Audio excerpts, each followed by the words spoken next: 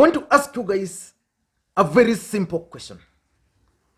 And I need a straightforward answer.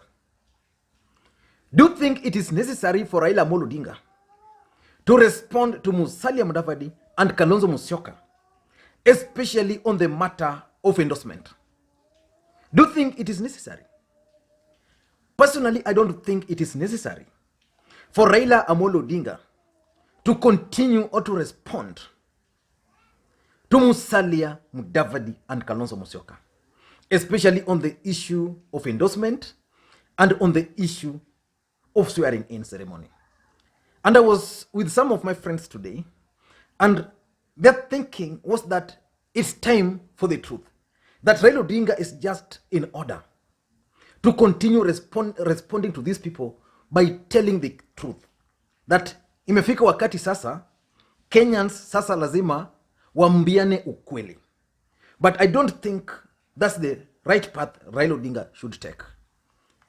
In this video today, I want us to look at this part between Kalonzo Musyoka, Musalia Mudavadi, and Raila Odinga.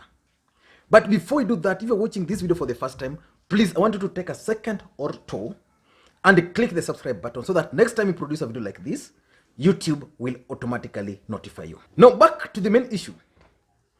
Last week, Musalia Mudavadi, Kalonzo Musyoka, Moses Wetangula, and Gideon Moi formed an alliance. And they went to Machakos, they went to Kabuchai in Bungoma, and they also went to Matungu constituency in Kakamega. And Kenyans believed that these four gentlemen were coming up with a third force or a new formation. And during the entire tour, one man became the center of discussion: Raila Odinga. Kalonzo Musyoka, Moses Wetangula, and Musalia Mudavadi were very clear that Raila Odinga should actually endorse them for the presidency in 2022. But we all know that NASA as a coalition collapsed. And we also know that Raila Odinga might actually be on the ballot in 2022. And I remember during the funeral service of the late Nzamba Kitonga, Raila Odinga stated something in the presence of Kalonzo Musyoka, in the presence of Musalia Mudavadi. And in my considered opinion, that actually marked the end of the discussion over a political debt. Listen in to Raila Odinga briefly. Talking about 2022, you're saying Raila alisema nitafanya miaka mitano alafu nitawachia Kalonzo. Nimefanya miaka mitano.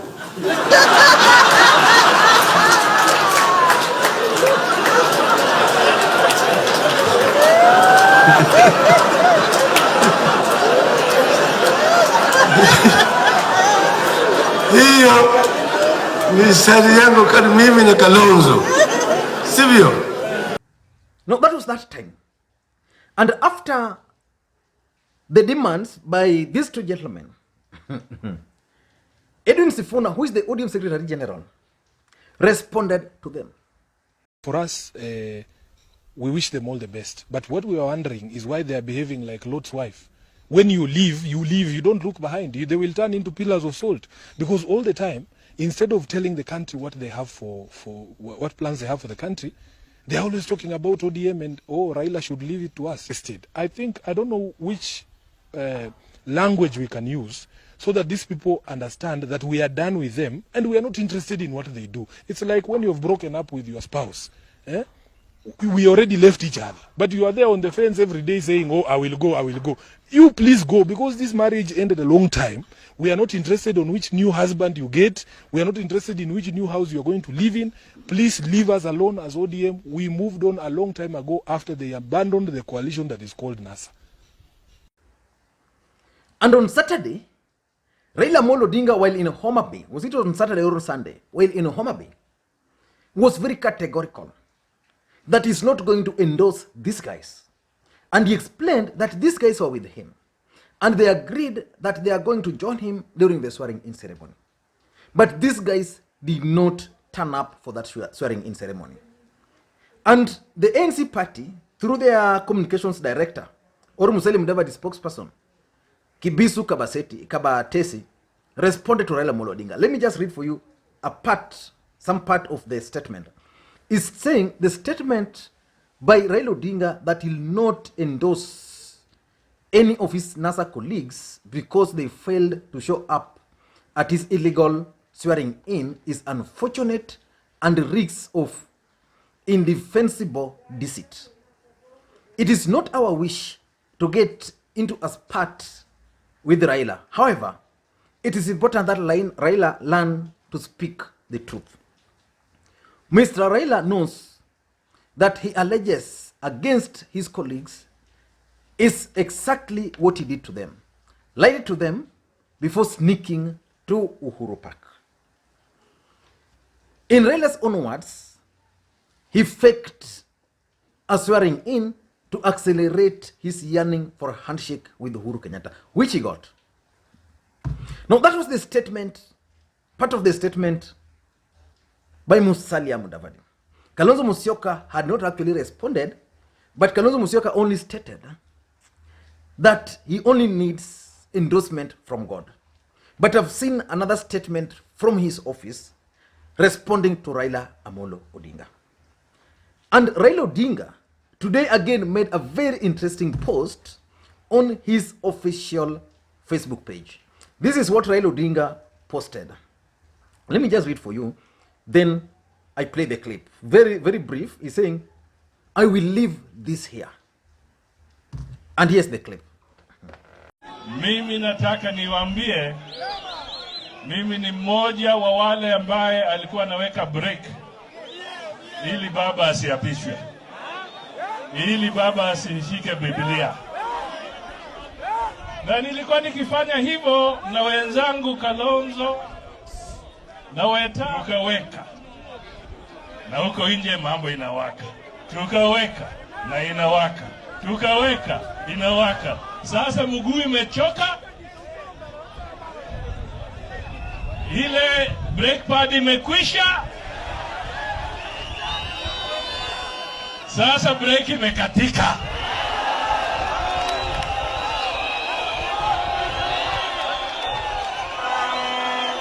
Brake pad imekwisha.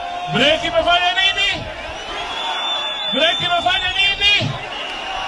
Kwa sababu tulikuwa tunaweka brake tukisema tunataka watu wapate fikira, wajue kwamba Kenya inataka haki.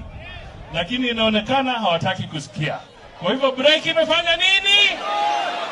Brake imefanya nini?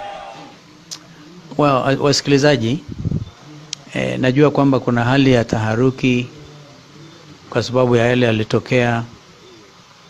Mwenzangu Mheshimiwa Raila Odinga alienda akapatiwa kiapo Uhuru Park, na mimi kama mgombea mwenza sikuweza kufika kwa sababu ambazo sasa zinaeleweka.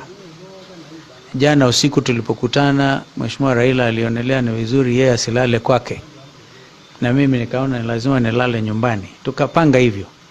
Lakini asubuhi nadhani wengi wameona kwa runinga vile askari ambao ni walinzi hapa walikuja kuchukuliwa mapema zaidi. Wakachukuliwa wale wako hapa Nairobi, wakachukuliwa wale wako huko nyumbani Sekuru. Ilikuwa ni kama tisho, na hata wale askari ambao kawaida wanao kwa gari wakachukuliwa jana, wakaambiwa kila mtu akionekana hivi ataachishwa kazi, atafutwa kazi. Kwa hivyo nilikuwa mimi peke yangu, na nikakaa hadi saa 5 hivi, na ndio waandishi wa habari wakaja. Na lakini nilipotoka hivi kukawa basi tulikuwa tumepigana simu tukutane na Raila na Wetangula na Mudavadi tuelewane vile tunaenda Uhuru Park, lakini hatukufika. Sisi, mimi na Wetangula na Mudavadi, kwa sababu hatukuwa na bodyguard, tukajipata kwamba tumezuiliwa kwa chumba kimoja, na hayo ndio ambayo ilifanyika. Kwa kifupi, mimi niko tayari vile ndugu Raila alisema, wakati unaofaa tukikubaliana tuende tupate kiapo ili wananchi wajue sisi sio watu wa kurudi nyuma, sisi ni watu ambao kuna msimamo. Asanteni. Now, let me go back to the original question I asked you guys. Is it necessary for Raila Odinga to respond to these guys? I still maintain that it's a no for me. Now, let us ask two questions which we need also to look into. The first question: what is the political objectives of this bitter exchange, especially over the endorsement? The second question: should Raila Odinga respond to these guys? I know you might say yes, but for me, I'm going to give you the reasons why I believe he should not respond to them. Let me begin with the objectives of this part. Why Kalonzo Musyoka and Musalia Mudavadi are demanding that Raila Odinga should actually endorse them. In fact, Edwin Sifuna was referring to them Raila Niachia Alliance, RNA. Why do you think, what are some of the objectives they want to achieve? Number one, President Uhuru Kenyatta is retiring. The president fell out with his deputy, which means Uhuru Kenyatta is not going to support his deputy in 2022. And just like I've always said on this platform, there's a group around the president who believes that the right person should be Musalia Mudavadi or Kalonzo Musyoka and not Raila Odinga.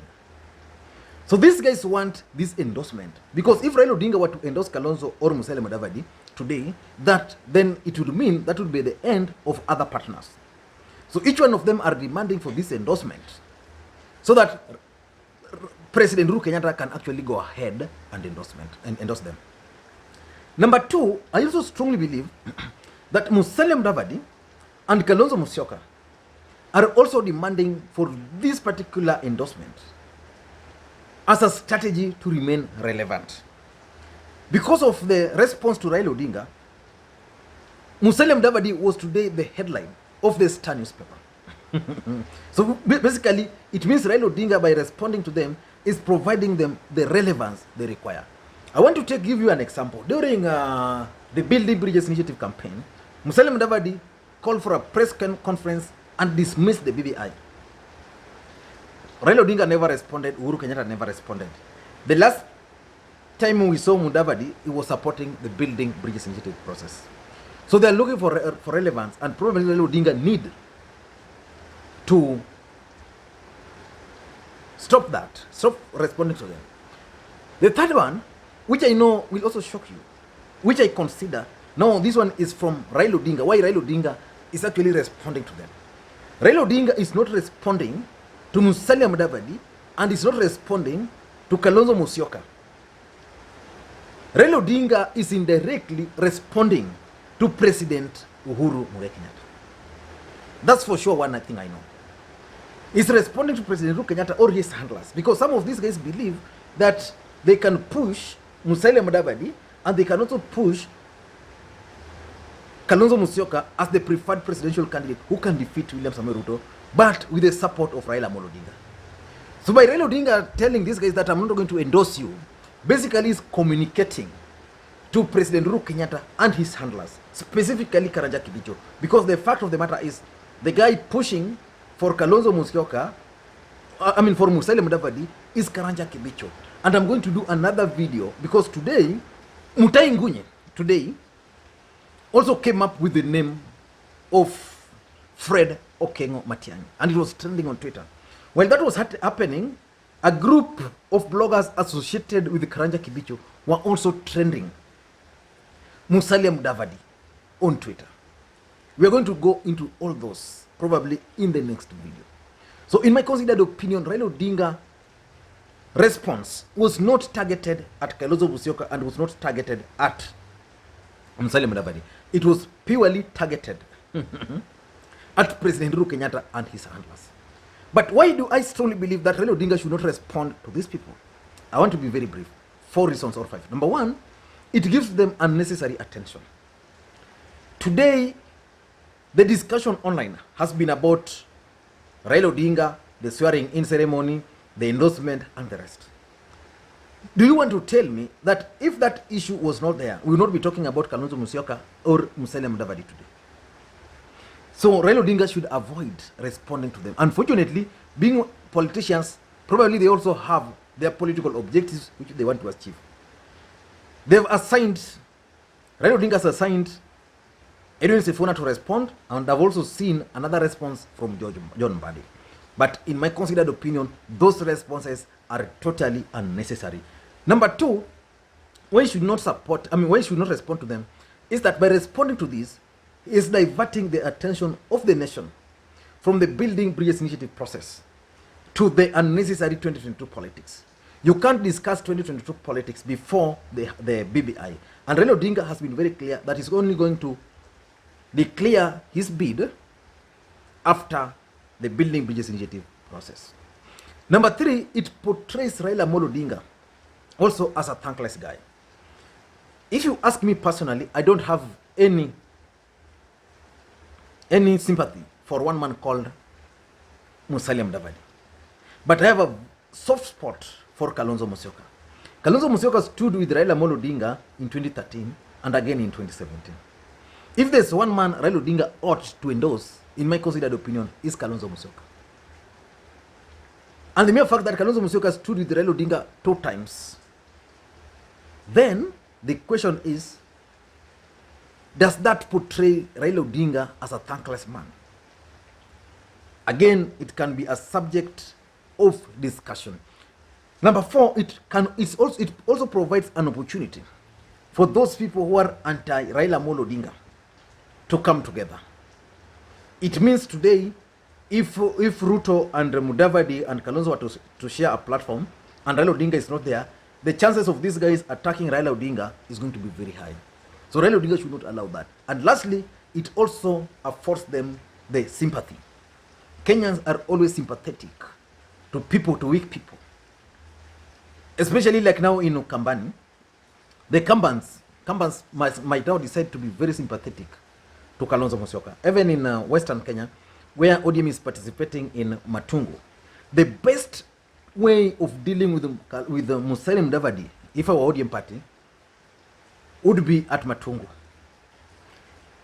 Just go there silently, campaign hard, convince the people, then they vote for you. If Musalia Mudavadi is going to be defeated there, especially by ODM party, then it's going to mark the end of Musalia Mudavadi. Not these bitter exchanges we are seeing online. I don't know what you think. Let me hear your thoughts. And in my next video, probably, I'm going to discuss the Mutai Ngunyi and Fred Okengo Matiang'i. If not today, then maybe even tomorrow. Thank you guys, and please, if you're watching this video for the first time, take a second or two, click subscribe button so that next time you produce a video like this, YouTube will automatically notify you. Thank you guys, and please may you have a good day.